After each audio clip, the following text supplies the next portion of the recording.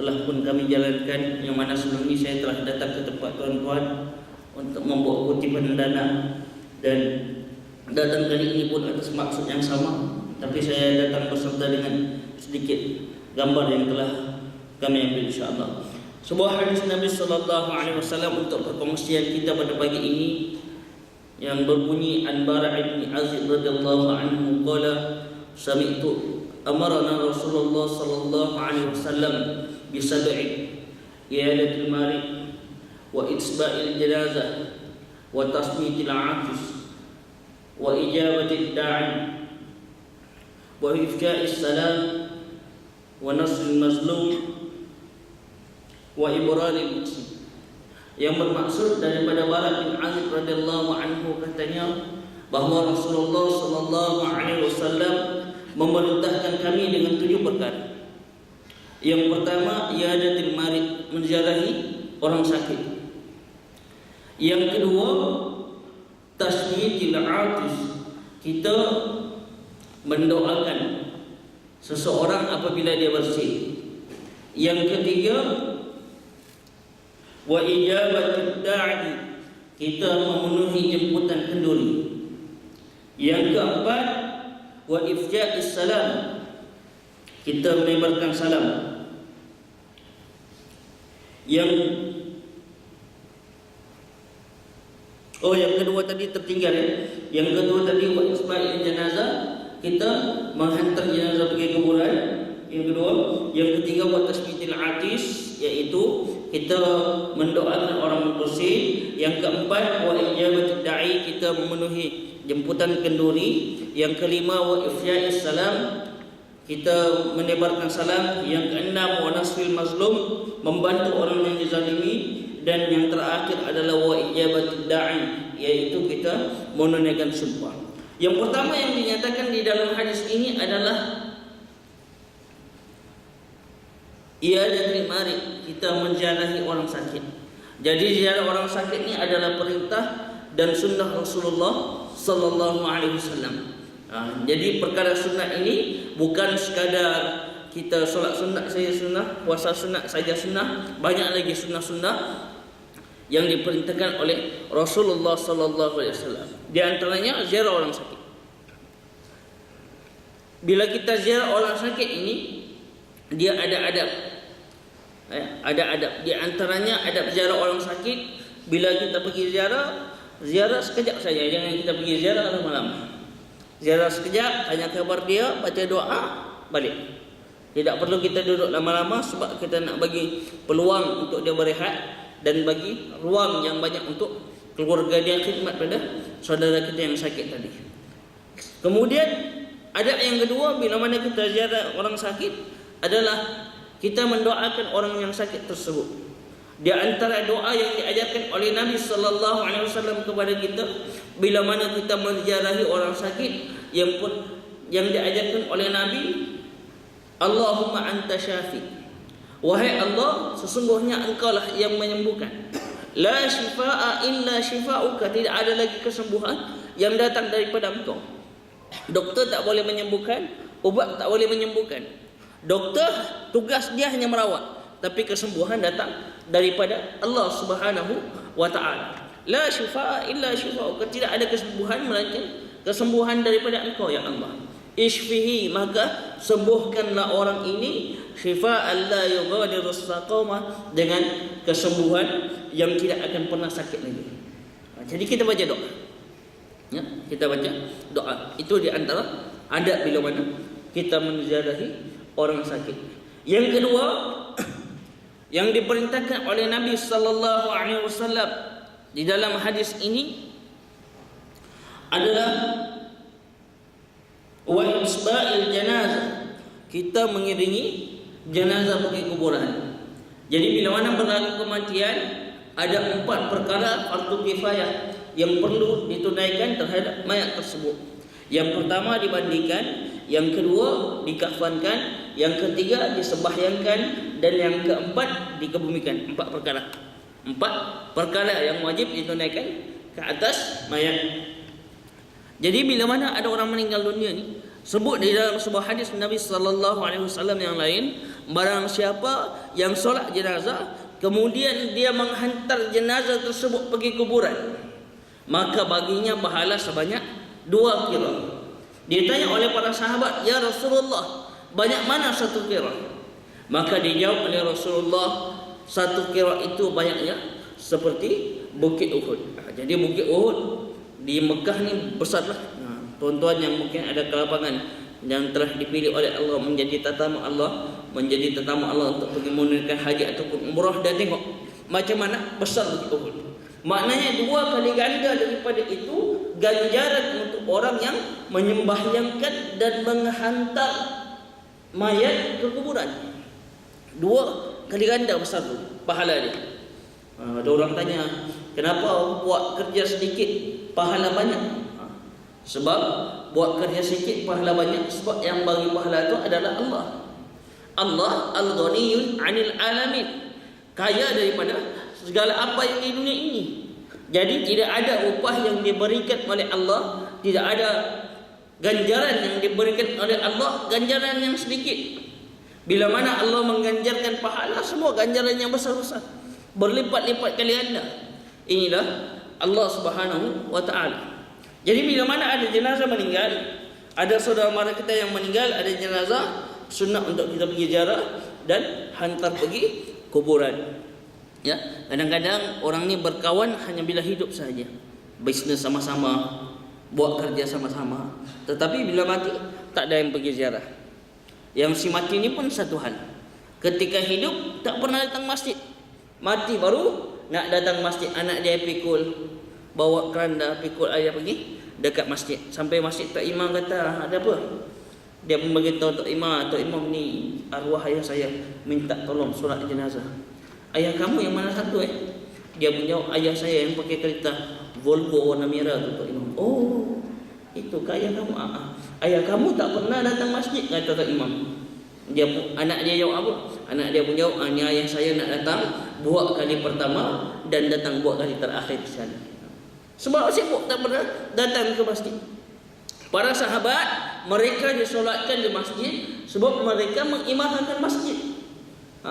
Kita kadang-kadang tak imarah masjid, nak solat dekat masjid, nak solat jenazah dekat masjid. Orang sini kata banyak cantik, masjid tak pernah imarahkan, tapi nak solat jenazah dekat masjid. Jadi sebab itulah kita imarahkanlah masjid-masjid rumah-rumah Allah Subhanahu wa taala, supaya mudah-mudahan kita tergolong dalam golongan orang yang layak untuk disembahyangkan di masjid. Bukan kata tak boleh, maknanya ini untuk peringatan kita bersama, untuk kita beringat bahawa kalau kita nak diri kita ini disembahyangkan di masjid, bila mana kita meninggal dunia, kita mesti jadi orang masjid. Barulah baru sesuai kan? Baik. Jadi pergi ziarah jenazah dan hantar ke kuburan. Yang ketiga yang diajarkan oleh Rasulullah sallallahu alaihi wasallam di dalam hadis ini adalah wa tasmitil atis. Wa tasmitil atis, yakni kita mendoakan seseorang apabila dia bersin. Jadi bersin ini adalah suatu tindakan yang berlaku di atas sebab tindak balas tubuh kita. Ya, benda yang bukan kita rancang, tiba-tiba dia bersin, kena bersin. Jadi bila kita bersin, menurut kajian sains 2 benda akan berlaku. Yang pertama, akan keluar penyakit, dan yang kedua, dalam masa yang sama degupan jantung kita berhenti. Jadi bila mana kita dengar orang bersin, kemudian dia mengucap alhamdulillah, maka sunat untuk kita membalas, mendoakan dia, yarhamkallah, semoga Allah merahmati kamu. Kita doa, yarhamkallah. Jadi yarham ni maksudnya yang dirahmati, semoga kamu dirahmati. Tapi kita sekarang yarham ni hanya merujuk kepada orang yang meninggal. Allah yarham ni maksudnya semoga dirahmati oleh Allah Subhanahu wa taala. Tapi kita tak faham. Kita fikir Allah yarham ni hanya untuk orang yang meninggal saja. Tapi sebenarnya Allah yarham ni adalah doa. Tapi sebab kebiasaan kita tak biasa, pergi dekat satu majlis, pengurus pun cakap yang dihormati, Allah yarham Tuan Haji Pulan bin Pulan selaku pengurusi sekian-sekian. Tuan Haji pun terkejut, biar betul aku Allah yarham, aku hidup lagi, kenapa dapat Allah yarham? Sedangkan Allah yarham ni maksudnya semoga dirahmati oleh Allah Subhanahu wa taala. Kita doa apabila ada orang bersin dia mengucap alhamdulillah, sunat kita doakan yarhamkallah. Kalau dia tak ucap alhamdulillah, tidak sunat untuk kita ucap yarhamkallah. Itu perkara yang ketiga. Perkara yang keempat yang dianjurkan oleh Nabi sallallahu alaihi wasallam di dalam hadis ini adalah wa ijabatid da'i, kita memenuhi jemputan kenduri. Jadi bila kita ini dijemput kenduri, salah satu sunnah Rasulullah penuhi jemputan tersebut. Tapi yang malangnya orang kita salah faham. Salah faham macam mana? Dia salah faham, dia ingat jemputan kenduri, orang nak jemput dia makan kenduri. Selalu kan kita dengar, jemput datang rumah aku ada buat kenduri minggu depan. Tak boleh lah, minggu depan aku puasa. Lah, orang bukan jemput makan kenduri. Orang jemput datang kenduri saja. Kan sunnahnya penuhi jemputan kenduri, bukannya makan kenduri. Makanan disediakan, nak makan, tak nak makan sudah.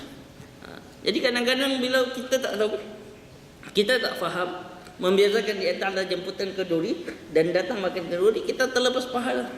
Tak pergi jemputan kenduri sebab apa? Puasa. Allah. Padahal pergi saja dah penuhi jemputan dia.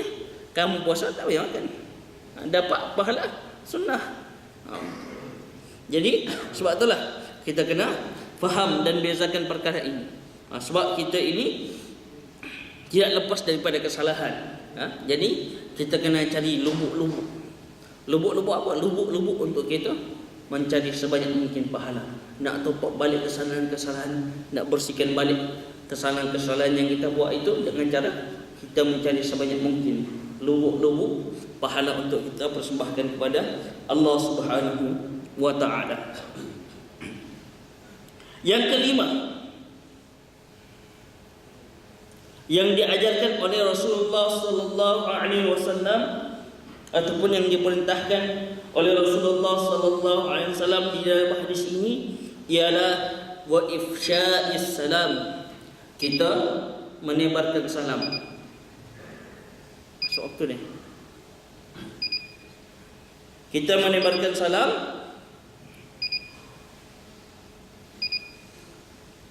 Kita menebarkan salam. Jadi salam yang sunatnya, yang paling ringkas sebut ucapan salam. Ada orang kata tak boleh ucap salam sebab salam maksudnya kebinasaan. Salah. Salam maksudnya sejahtera. Salam adalah kata akal kepada perkataan al-Islam.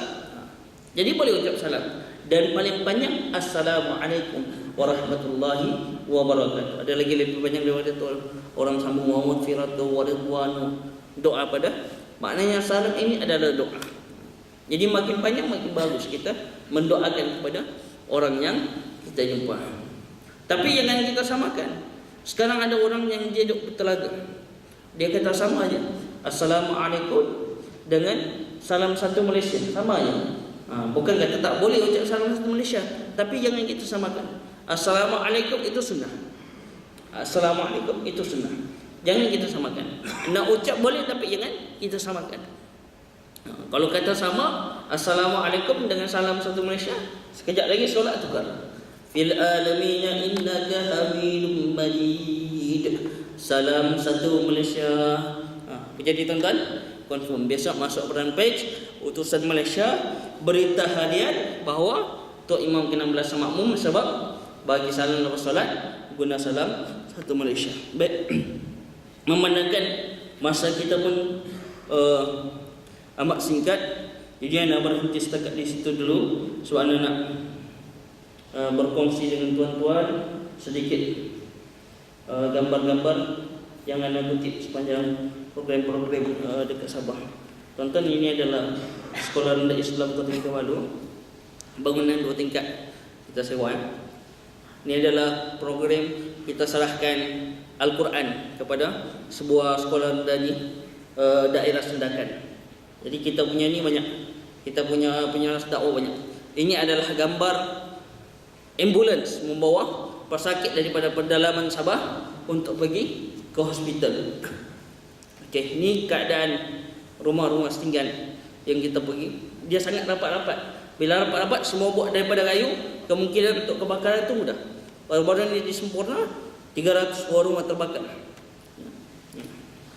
Ya, keadaan rumah-rumah setinggan di Sabah yang mana masyarakat hidup dalam keadaan miskin. Ya. Ini gambar, kita bergambar dengan delegasi misi pembangunan insan bawah Sabah. Okay? Mereka datang buat program dan mereka singgah di sekolah kami. Inilah yang baju merah tu adalah pengarah sekolah, yang tengah-tengah tu Ustaz Akhwan. Ustaz Akhwan ni adalah pengarah misi pembangunan insan Sabah. Ini program bantuan banjir, kita bekerjasama dengan mahasiswa Persatuan Gamis. Kita bagi bantuan banjir. Yang ini kita buat program di penjara Sendakan. Ya, sinat di sebalik jeruji besi. Sebab orang Kristian dia masuk juga buat kerja, kita pun masuk buat kerja.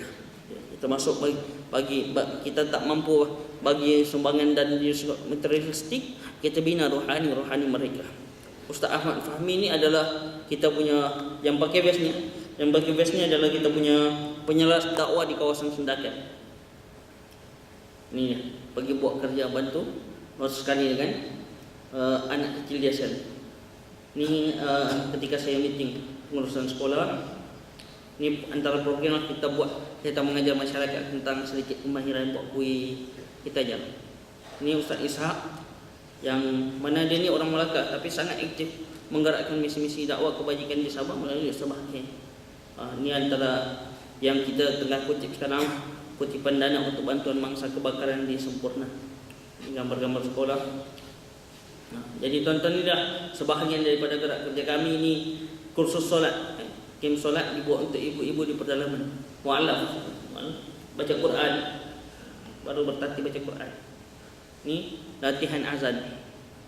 Yang ni program Malam Kristian Islam kita buat bersama Abang Al Ekspedisi, Suhaimi Intim. Ya, mereka semua ni turun atas biaya sendiri, atas tiket dakwah dan kebajikan di Sabah. Tak ada. Abang Ali Ekspedisi Suhaimi ni setiap petang dia akan turun. Kalau ada pasar tani, dia akan turun dan dia buat persembahan untuk kutipan dana. Semalam saya dibangi bersama dengan Abang Ali Ekspedisi. Selain daripada itu, antara personaliti yang bersama kami, Imam Muda Asyarah, PU Azihal Bangsawan. PU Azihal adalah kita punya timbalan pengurusi. Ini surau yang kita bangunkan. Surau ini bukan sekadar kita bangunkan, kita pun tengah mencari ustaz dan ustazah daripada Semenanjung yang kita nak bawa ke sana, menetap di kampung yang mana surau ini kita bina dan mengajar orang Islam di situ.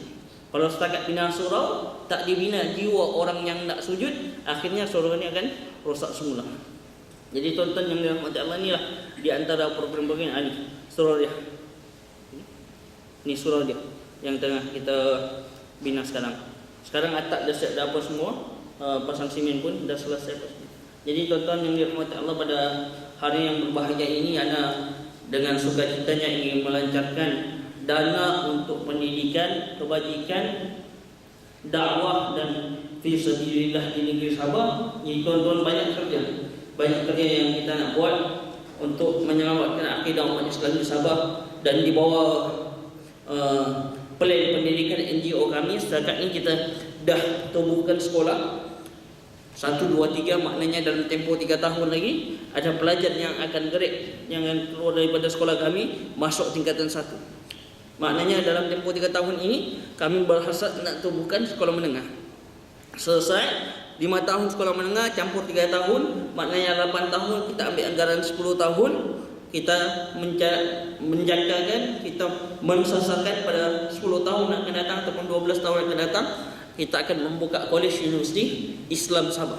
Maknanya dia memang di bawah NGO kami ini, kami dah buat plan kesinambungan pendidikan ini. Sebab kita nak meramaikan lagi dai-dai di negeri Sabah, pendakwa-pendakwa, biar ramai orang yang cari Islam, supaya mereka ini dapat memberikan pencerahan kepada masyarakat dan akhirnya masalah murtad, masalah yang kita dengar selalu dekat Sabah ni kita dapat selesaikan. Mungkin kalau nak bantu materialistik kita tak mampu nak bina materialistik. Geng-geng non-Muslim ni lagi besar dana mereka kalau nak bantu dari sudut materialistik pembangunan. Jadi kita melihat, kita dapat counter dari segi kita nak bangunkan dari segi pencerahan ilmu dan pembinaan rohani rakyat-rakyat, terutama masyarakat di perdalaman Sabah ini, insya-Allah. Jadi sama-samalah anda menyebut tuan-tuan, perempuan untuk sama-sama menderma ke dalam tabung yang disediakan. Mudah-mudahan kita semua mendapat rahmat dan kasih sayang Allah Subhanahu wa taala, insya-Allah. Akhirul kalam, wabillahi taufiq wal hidayah. Wassalamu alaikum warahmatullahi wabarakatuh.